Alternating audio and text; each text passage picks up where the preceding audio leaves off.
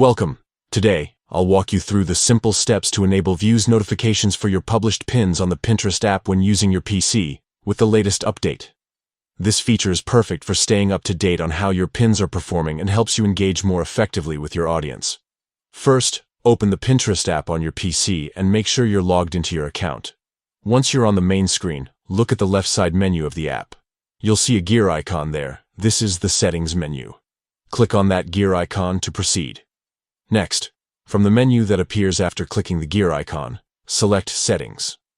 This will open the page where you can adjust your account preferences and notification options. Within Settings, find and click on the Notifications section. Now, under the Pins You Published category, look for the option labeled Views. Click on Views to access the settings specific to notifications about how many people are viewing your published pins. Here, you will see a toggle or option to enable push notifications. Turn this on to receive real-time alerts directly on your device whenever someone views any of your pins. This way, you won't miss any activity or opportunities to engage with your audience as soon as they happen. Finally, don't forget to click Save to apply and confirm your changes. Once saved, you will start getting notifications that inform you immediately about the views your pins are receiving.